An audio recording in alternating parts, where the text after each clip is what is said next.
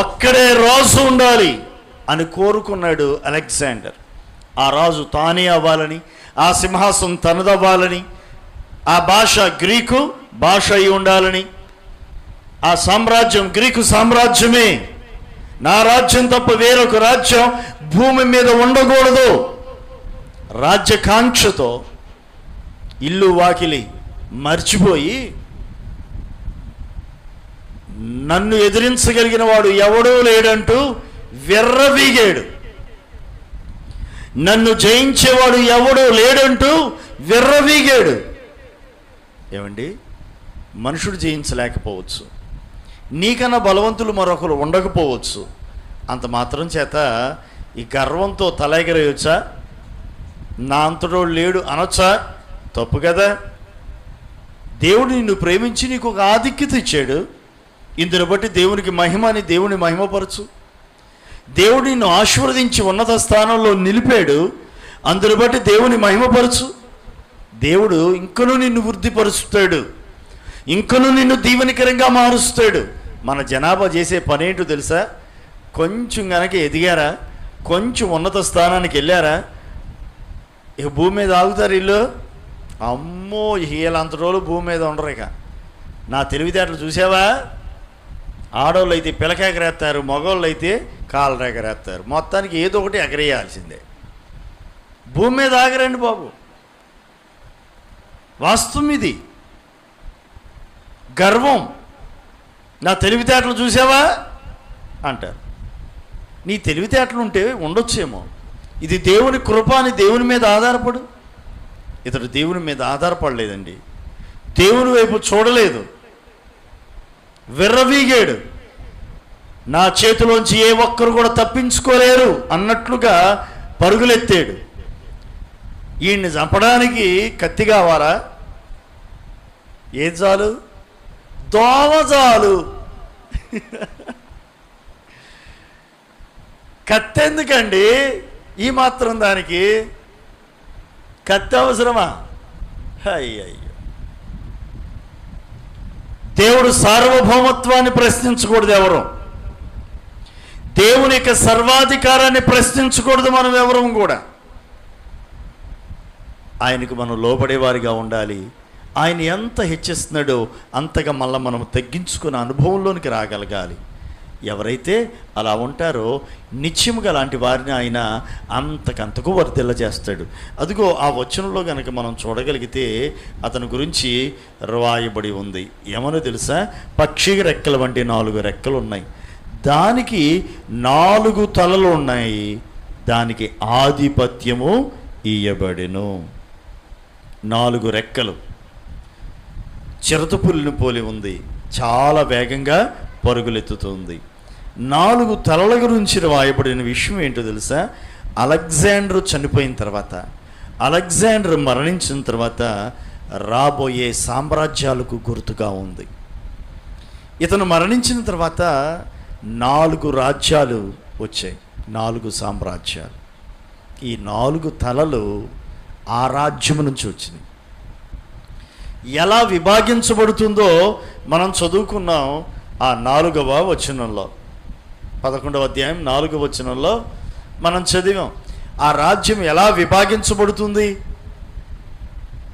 చూడండి. అతడు రాజైన తరువాత అతని రాజ్యము శిథిలమై ఆకాశము నలుదిక్కులా విభాగింపబడును. అది అతని వంశపు వారికి గాని అతడు ప్రభుత్వము చేసిన ప్రకారంగా ప్రభుత్వం చేయువారికి గాని అది విభాగింపబడదు. వింటున్నారా? అతని ప్రభుత్వం వేర్లతో సహా పెరికి వేయబడుతుంది. అతని వంశపు వారు దానిని పొందరు కానీ అన్యులు పొందుదురు. అది అతని గురించి రాస్తుంది. ఇది చరిత్రలో అలెగ్జాండర్ జీవితంలో నెరవేరిన విషయం. నేను నోటి మాటగా చెప్పడం కాదు, ఇది చరిత్రలో నెరవేరింది, చరిత్రలో లిఖించబడిన విషయం. అలెగ్జాండర్ చనిపోయిన తర్వాత అతడు గెలిచిన రాజ్యాలు ఉన్నాయిగా, అతడు స్థాపించిన రాజ్యం ఉందిగా, అది విభాగించబడింది. 4 రాజులు పంచుకున్నారు దానిని. వాళ్ళు ఆ ఇంట నుండి పుట్టిన వాళ్ళు కాదు, ఆ వంశంలో వాళ్ళు కాదు, ఎవరో ఆ వంశానికి చెందిన వాళ్ళు ఎవరునూ లేరు. ఒకవేళ ఆ వంశానికి చెందకపోయినా అతడు ప్రభుత్వం చేసేటప్పుడు అతని దగ్గర పనిచేసిన వాళ్ళు ఆయన ఉండాలిగా. ప్రధానమంత్రో ఆర్థిక మంత్రో ఎవడో ఒకడు ఉంటే ఇతడు ఏదైతే కొనసాగించాడో ఆ రీతిగానే ఆ ప్రభుత్వం కొనసాగుతుంది ఆ విధానాల్లో. కానీ దేవుని వాక్యం చెబుతూ ఉంది, అతడి ప్రభుత్వంలో ఎవరైతే ఉన్నారో వారికి కూడా ఈ రాజ్యం వెళ్ళదు, అతని వంశపు వారికి ఈ రాజ్యం వెళ్ళదు. మరి ఏమవుతుంది? వేర్లతో సహా ఆ రాజ్యం పెకలించబడుతుంది. ఆ రాజ్యాన్ని అన్య జనులు పరిపాలన చేస్తారు. అలాగే జరిగింది చరిత్రలో. ఈ గ్రీకు సామ్రాజ్యాన్ని ఇతడు చనిపోయిన తర్వాత వేరే రాజులు దండెత్తొచ్చి ఆ రాజ్యాన్ని చేజిక్కించుకున్నారు. 4 రాజులు ఆ రాజ్యాన్ని పంచుకున్నారు. 4 రాజులు ఆ తర్వాత దినాల్లో ఆ రాజ్యాన్ని పంచుకొని పరిపాలన చేశారు. వాళ్ళు ఎవరు అంటే ఈ ఇంటి వారు కాదు, ఆ రాజ్యముల వారు కాదు, వారు పొరుగున ఉన్నవారు, వారు అన్యులు, వేరే వాళ్ళు ఆ రాజ్యాన్ని పరిపాలన చేసినట్లుగా చరిత్ర చెబుతుంది. ఇలాగున దేవుడు తన దూతను పంపి దానియేలు భక్తుడికి తాను ఇచ్చినటువంటి దర్శనాన్ని వివరించుకుంటూ వస్తూ ఉన్నాడు. ఇది మీకు ఒకవేళ బోరు కొడుతుందేమో, ఇదే అంటారు ఆయన, ఇదేమి రాజ్యం, ఇదేమి పరిపాలన. ఇందులో మీరు గుర్తించాల్సిన ముఖ్యమైన విషయాలు, అలెగ్జాండర్ ఏమయ్యాడో మనకు అనవసరం కదా. మనకు ముఖ్యమైన కావాల్సిన సమాచారం ఏమిటంటే దేవుడు చెప్పింది నెరవేరిందా లేదా, అది ముఖ్యం. దేవుడు తాను చెప్పినది అక్షరాల నెరవేరింది. ఆ దర్శనంలో భాగంగా ఇంకొంచెం ముందుకు వెళితే దేవుని రాకడను గురించి రాయబడి ఉంది, రాబోయే క్రీస్తుని గురించి తెలియజేయబడి ఉంది, స్థాపించబడవుతున్న దేవుని రాజ్యాన్ని గురించి చెప్పబడింది. ఇన్ని రాజ్యాలు వచ్చాయి, అన్ని రాజ్యాలు పోయాయి. రావాల్సిన రాజ్యం మరొకటి ఉంది, అది దేవుని రాజ్యం. స్థాపించబడవలసిన రాజ్యం ఒకటి ఉంది, అది దేవుని రాజ్యం. ఆ రాజు ప్రభువైన క్రీస్తు యేసు. ఆ రాజ్యంలో నీవు నేను ఉండాలి. అలెగ్జాండర్ రాజ్యంలో ఉన్నా లేకపోయినా పర్వాలా, మాదియా పారసిక రాజ్యంలో నువ్వు ఉన్నా లేకపోయినా పర్వాలా, బబులోను సామ్రాజ్యంలో నువ్వు ఉన్నా లేకపోయినా పర్వాలా. ఆ తర్వాత మరొక రాజ్యం వచ్చింది, మరొక రాజ్యం వచ్చింది.